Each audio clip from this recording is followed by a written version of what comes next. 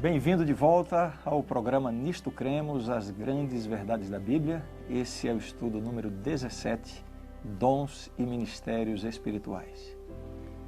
Após a ressurreição, quando se preparava para retornar ao céu, Jesus deixou uma missão para os seus apóstolos.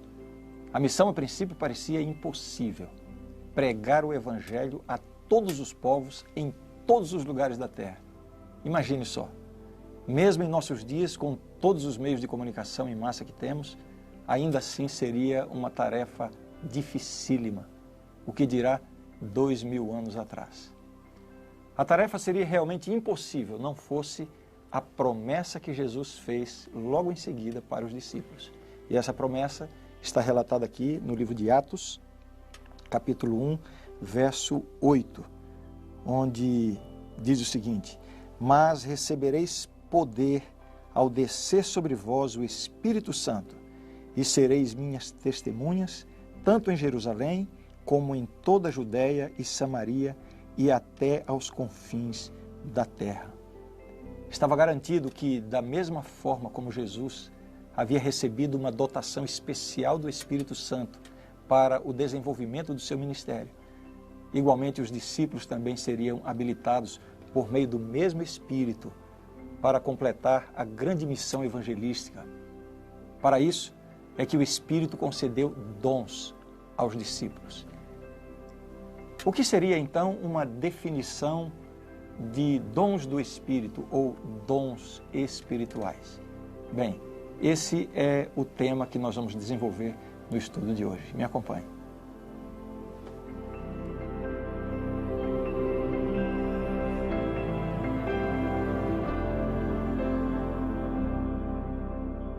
Então vejamos inicialmente exatamente isso. Como podemos definir dons espirituais ou os dons do Espírito, segundo eles são apresentados na Bíblia, especialmente no Novo Testamento.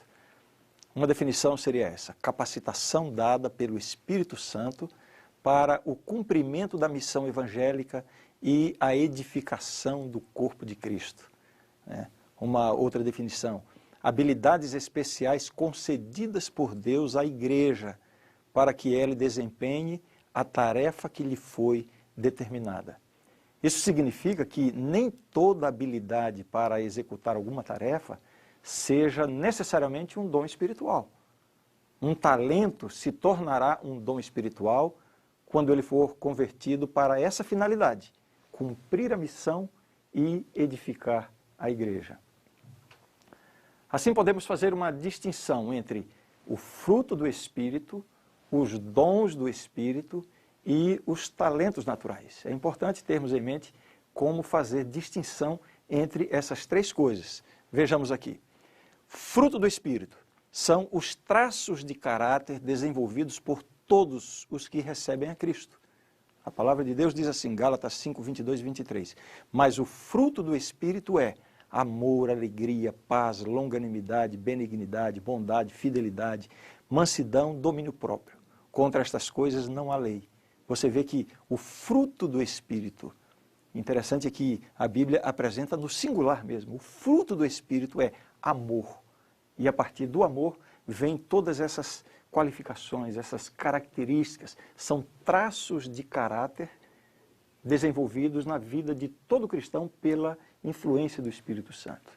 Temos ainda o que seria os dons espirituais. Agora sim, são habilidades específicas concedidas pelo Espírito Santo para que possam ministrar a outras pessoas.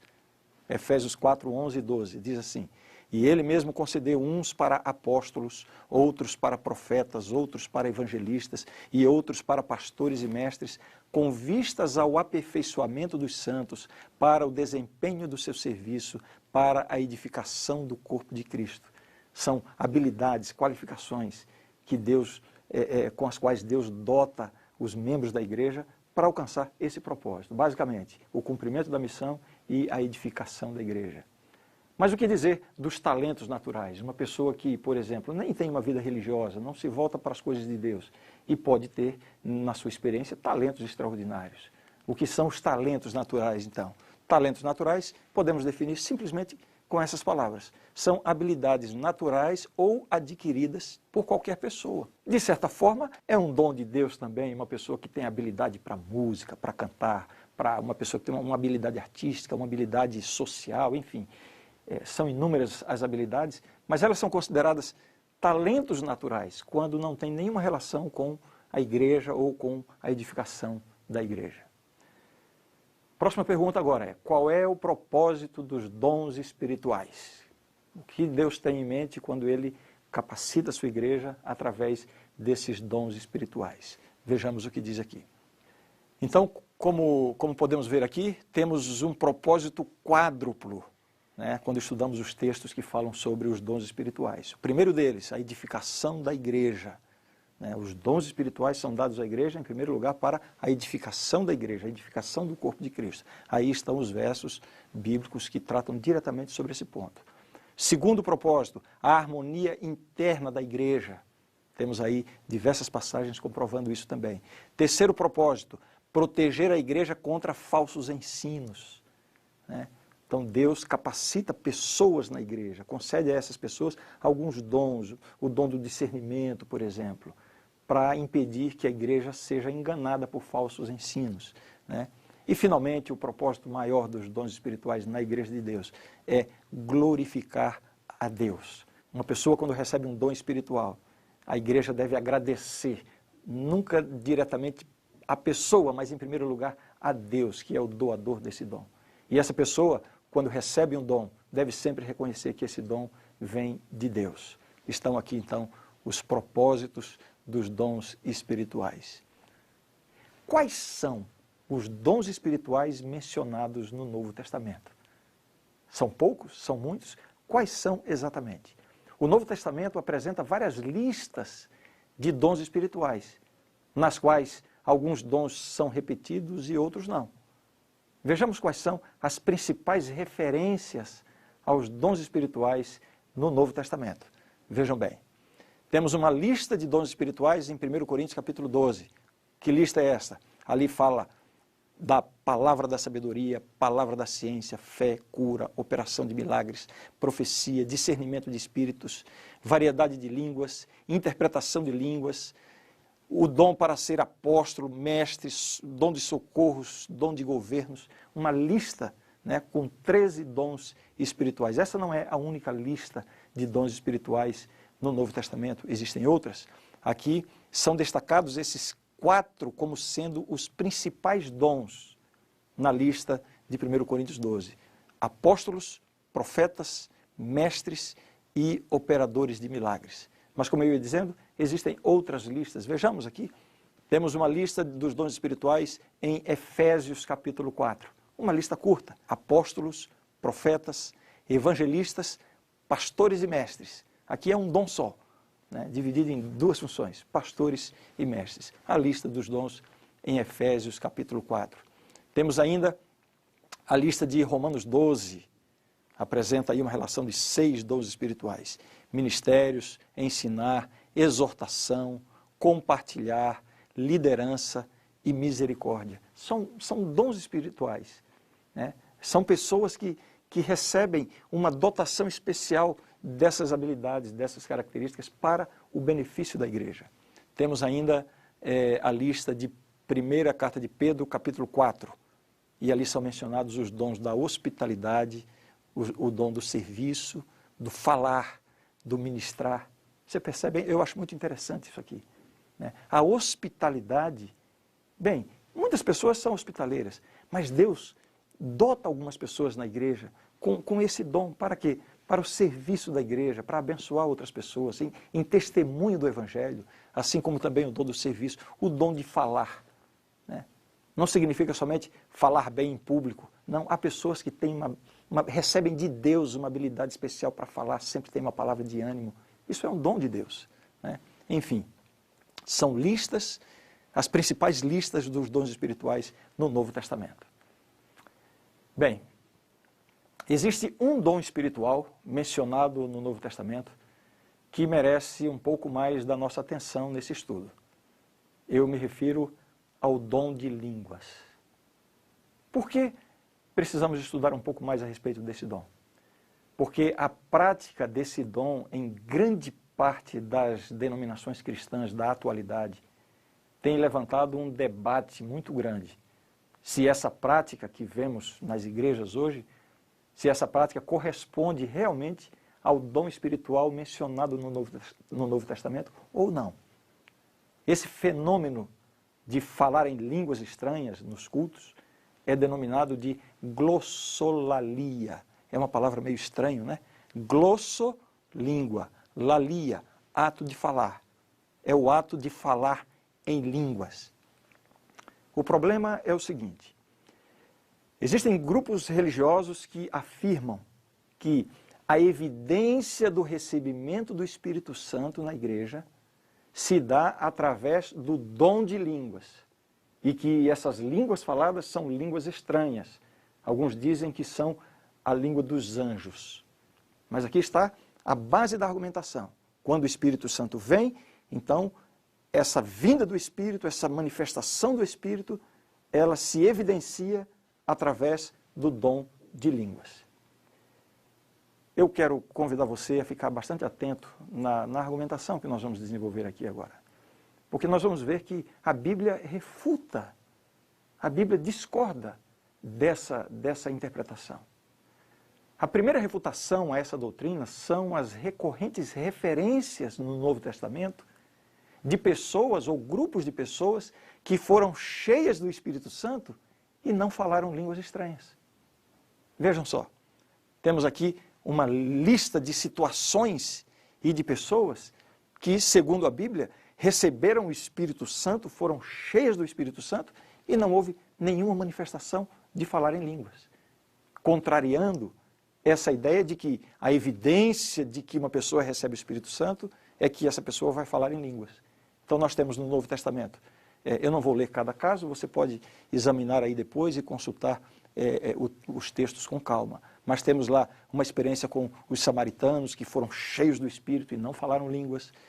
O próprio João, Maria, é dito que ela foi cheia do Espírito Santo e não há nenhum relato de que em algum momento ela tenha falado línguas estranhas. O mesmo com Isabel, o próprio Jesus. Jesus, ninguém mais cheio do Espírito Santo do que o próprio Jesus. E você não vê em nenhum momento, em nenhum relato bíblico, que ele falou línguas estranhas. Os 7 diáconos, lá em Atos capítulo 6, Estevão, né, homem cheio do Espírito, não há nenhum relato de que ele tenha falado línguas. A mesma coisa acontece com Paulo também. Você pode examinar todas essas passagens com bastante cuidado. E então, se estamos vendo aqui que a evidência do Espírito Santo não tem nada a ver com o dom de línguas, então, afinal de contas, o que a Bíblia quer significar com essa expressão línguas estranhas? Ou esse dom de línguas apresentado no Novo Testamento em diversas dessas listas dos dons espirituais que nós vimos. Línguas estranhas. Que línguas são essas? Vamos entender isso aqui. Vejam o que o apóstolo Paulo falou, escrevendo aos Coríntios, né? Primeiramente ele diz assim: contudo, prefiro falar na igreja 5 palavras com o meu entendimento para instruir outros, a falar 10.000 palavras em outra língua. O que Paulo está dizendo? É muito melhor falar bem pouquinho, de forma que todo mundo entenda, do que falar um monte de coisas sem ninguém entender. Olha o princípio que ele está estabelecendo aqui. Isso está em 1 Coríntios 14, 19. 1 Coríntios 12, 10 e 28. O apóstolo segue dizendo: a outro, operações de milagres, a outro, profecia, a outro, discernimento de espíritos, a um, variedade de línguas, e a outro, capacidade para interpretá-las. A uns estabeleceu Deus na igreja, primeiramente para apóstolos, etc, etc, etc. Mas o que a gente percebe aqui, quando o apóstolo Paulo fala sobre línguas estranhas ou variedade de línguas, existe uma coisa que se percebe na preocupação de Paulo. Ele está sempre preocupado que as pessoas que vão ouvir essas línguas compreendam o que está sendo falado. Por isso que ele diz, é melhor falar 5 palavras com o meu entendimento do que 10.000 em outra língua, sem ninguém entender. E ele destaca aqui no outro texto a capacidade de falar em línguas, mas também a capacidade de interpretá-las. Uma estatística importante importante no Novo Testamento. Existem 18 casos registrados do derramamento do Espírito Santo no Novo Testamento. E em 14 deles não há o dom de línguas. Veja novamente o dom de línguas nas várias listas de dons espirituais do Novo Testamento. Perceba aqui um detalhe. Dom de línguas em algumas listas dos dons espirituais no Novo Testamento. Né? Na lista de Romanos, capítulo 12, não aparece o dom de línguas. Na lista de Coríntios, 1 Coríntios 12, é o último da lista. 1 Coríntios 12, 28 a 30, é o último da lista, e ali está apresentando numa ordem de importância mesmo. Na lista de Efésios 4, não aparece. Na lista de 1 Pedro, não aparece. Há mais coisas que eu quero falar sobre isso. Que línguas são essas referidas nessas passagens bíblicas? E que línguas são essas faladas nos cultos evangélicos de hoje? Vejamos o texto bíblico, Marcos capítulo 16, verso 17. É dito o seguinte: estes sinais hão de acompanhar aqueles que creem. Em meu nome expelirão demônios, falarão novas línguas. Então vejam, existe uma promessa de Jesus de que os seus discípulos, os seus seguidores, receberiam um poder especial para o cumprimento da missão. E esse poder envolve o quê? Em meu nome expelirão demônios, falarão novas línguas. A pergunta é, que línguas? O que significa a expressão novas línguas? Eu tenho um filho que completou 17 anos agora, e ele está nos Estados Unidos faz quase 2 anos. E nós fizemos um plano familiar para que ele pudesse ir, porque ele tinha um sonho. E nós também queríamos que ele realizasse esse sonho. Ele foi para lá porque ele queria aprender uma nova língua. Faz quase 2 anos que está lá. E aprendeu muito bem, por sinal. Que nova língua ele aprendeu? Algum idioma que ele inventou? Não. Ele aprendeu o inglês, mas o inglês é uma nova língua? É um idioma tão antigo? É um idioma antigo. Mas para quem acaba de aprender a falar, é uma nova língua. Veja só o que significa essa expressão novas línguas. Qual é o sentido dela? A gente precisa entender qual é a palavra que é usada no original da Bíblia, no grego do Novo Testamento. Então vejam, no grego existem 2 palavras que podem ser traduzidas para novo ou nova. Uma delas é neos, novo, no sentido de tempo, algo recente. Kainos significa novo, mas no sentido novo na forma ou qualidade. Veja se você entende bem. Cristo usou kainos. Indica que são idiomas existentes, mas novos para os que recebem o dom de falar esses idiomas. Outro dia eu vi alguém usando uma ilustração tentando explicar aqui essa diferença entre neos e kainos, e disse assim, olha, eu comprei um Fusca 62 que está novinho em folha.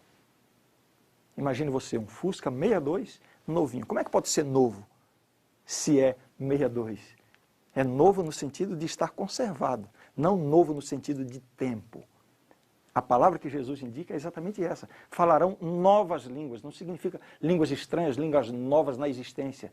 Falarão novas línguas porque aprenderão a falar novos idiomas a fim de pregar o Evangelho a lugares onde o Evangelho ainda não chegou. Havia uma razão clara para o dom de línguas aqui. Pregar o Evangelho para pessoas de outros idiomas.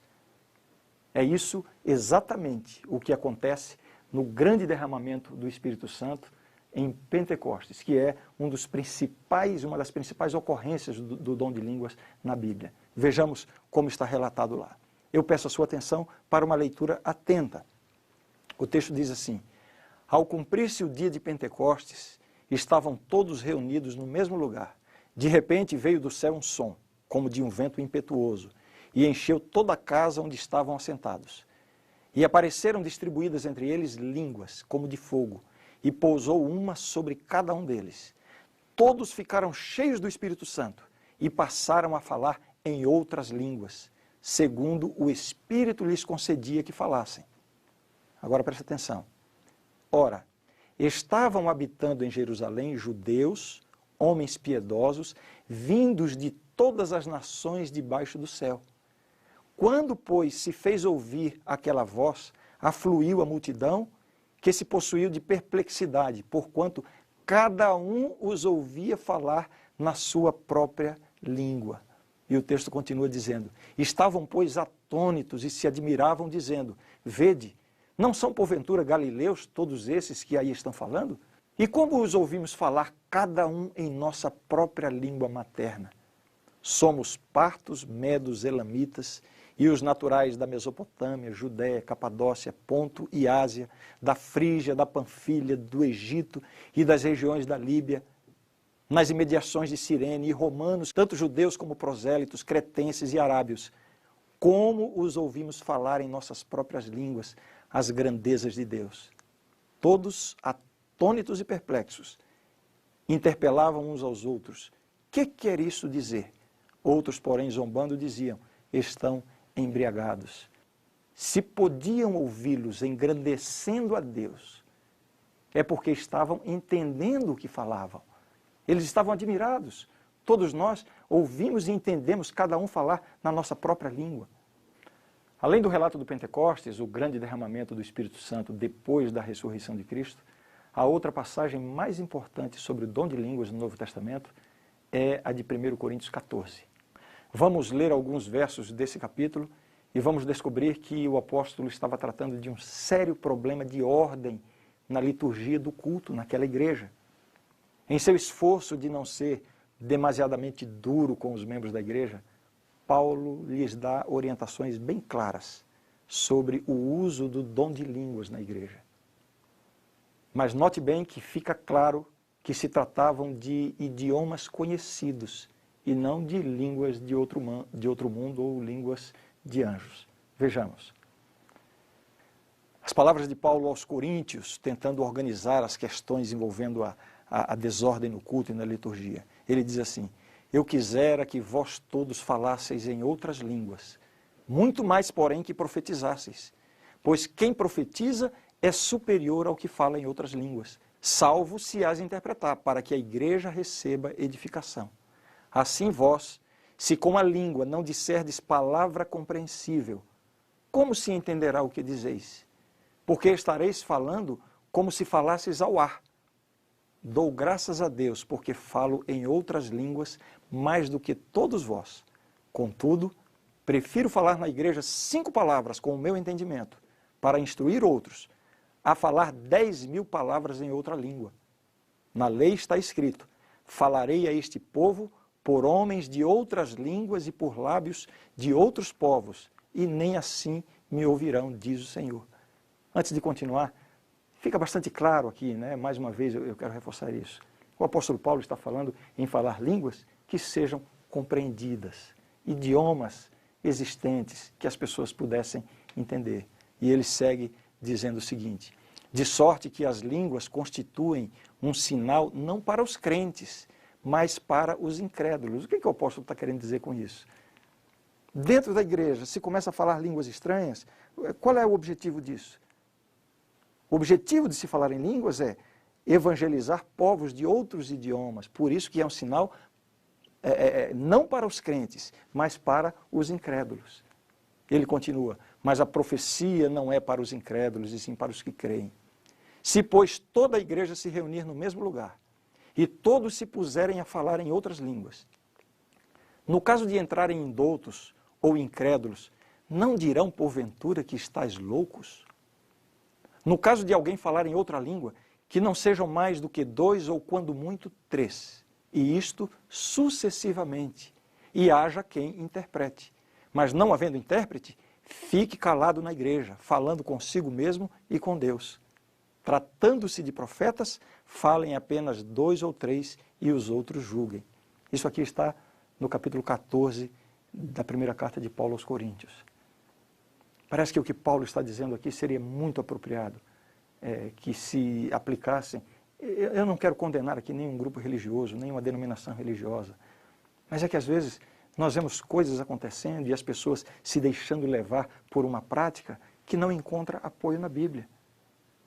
A Bíblia está falando que, no caso do derramamento do Espírito Santo sobre a igreja, esse derramamento vem de uma forma a transformar a vida das pessoas, a levar as pessoas a receberem poder a fim de pregar o Evangelho, a fim de vencer as suas próprias fraquezas, né, a de crescerem em caráter. A Bíblia não está falando que o Espírito Santo vem para que as pessoas comecem a gritar e falar línguas estranhas, e todas ao mesmo tempo dentro da igreja, ninguém entende nada. O próprio apóstolo está dizendo, se vai falar língua estranha, que falem 2 ou 3 no máximo, e sucessivamente, nunca ao mesmo tempo. Muitos cristãos sinceros que buscam esta experiência de serem cheias do Espírito Santo, né, e procuram cultos cristãos para passarem por essa experiência. E de fato, lá na igreja, né, com o louvor, com a música, com tudo que acontece lá, as pessoas sentem uma sensação realmente muito forte e atribuem isso ao Espírito Santo. Eu não estou aqui querendo questionar ou negar a experiência religiosa dessas pessoas. Eu só estou querendo dizer o seguinte, essa sensação agradável, gerada na igreja, no momento de culto, e que talvez leve uma ou outra pessoa a falar coisas estranhas que nem ela mesma está entendendo, essa experiência tem que ser provada pela Bíblia. Nós temos que ver o que a Bíblia fala sobre isso. E lembre de uma coisa, o Espírito Santo não se contradiz. A Bíblia foi inspirada pelo Espírito Santo. Então, o Espírito Santo não vai orientar uma coisa na Bíblia e depois fazer outra coisa em alguns cultos religiosos que estão acontecendo por aí. Para concluir, eu queria dizer o seguinte, diferente do que muitos ensinam, que a evidência do Espírito Santo, ou do enchimento do Espírito Santo, é o dom de falar em línguas. Diferente disso, existe sim uma evidência de que uma pessoa está cheia do Espírito. Mas essa evidência não é o dom de línguas. Qual é essa evidência? Nós já passamos por esse texto, mas eu preciso chamar a sua atenção para ele. A Bíblia diz, mas o fruto do Espírito é amor, alegria, paz, longanimidade, benignidade, bondade, fidelidade, mansidão, domínio próprio. Aqui está o fruto do Espírito. Em primeiro lugar, o amor. E em decorrência do amor, todas essas virtudes. Sabe o que acontece com uma pessoa quando ela recebe o Espírito Santo na vida? Ela não vai sair gritando e falando línguas estranhas que só os anjos podem entender. Não. Ela vai ter uma transformação na sua vida. Ela vai ser uma pessoa melhor no seu trabalho, na sua família, vai ser um esposo melhor, uma esposa melhor, um pai, uma mãe melhor. Vai ser alguém que vai contribuir com a sociedade, vai ser alguém que vai aprender a perdoar as pessoas, uma pessoa mais paciente, benigna. Aqui está a evidência, a verdadeira evidência do Espírito Santo. O fruto do Espírito, então, a verdadeira evidência do Espírito Santo na vida de uma pessoa é, em primeiro lugar, o amor. Todas essas outras virtudes virão em decorrência do amor. Esse é o dom superior a todos os demais. Superior ao dom de profetizar, o dom da fé, de produzir milagres ou qualquer outro dom. O amor é um dom de Deus. Então entenda uma coisa, é impossível a existência do verdadeiro amor dissociado da pessoa de Deus. Você quer experimentar o verdadeiro amor na sua vida? Isso será possível somente se Deus estiver atuando na sua vida. Sem a presença de Deus, o amor estará manchado pelo egoísmo, pelo ciúme, pelo ressentimento. O amor puro é uma experiência possível somente com Deus em nosso coração. É por isso que, onde estiver faltando amor, seja no casamento, nos relacionamentos familiares, na sociedade, na igreja, é porque está faltando Deus. Permita que Deus entre na sua vida. E Ele vai trazer para você a experiência do verdadeiro amor na sua vida e em todos os seus relacionamentos também.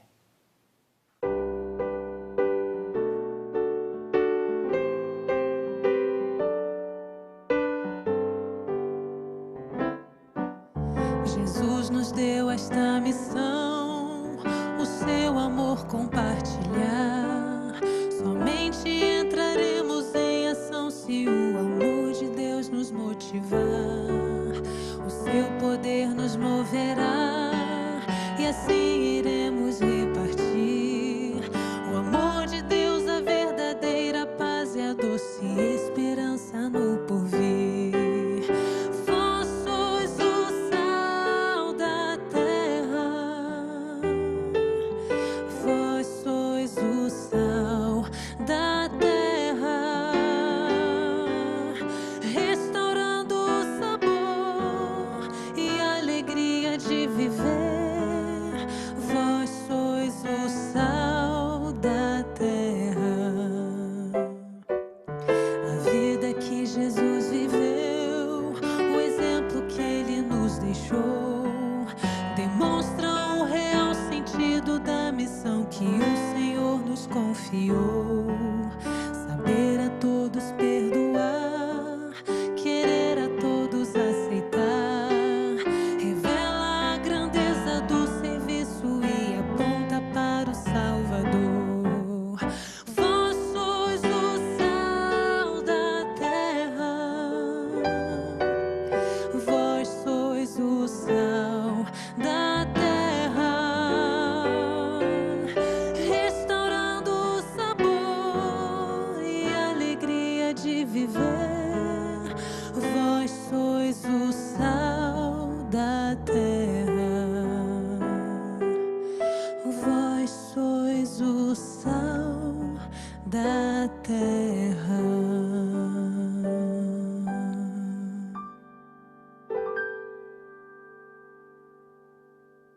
A grande verdade do estudo de hoje é esta: Deus concede a todos os membros de sua igreja, em todas as épocas, dons espirituais que cada membro deve empregar em amoroso ministério para o bem comum da igreja e da humanidade, sendo outorgados pela atuação do Espírito Santo, o qual distribui a cada membro como lhe apraz.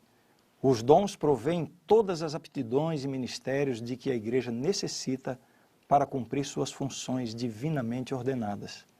De acordo com as Escrituras, esses dons abrangem tais ministérios como a fé, cura, profecia, proclamação, ensino, administração, reconciliação, compaixão e serviço abnegado e caridade para ajuda e animação das pessoas.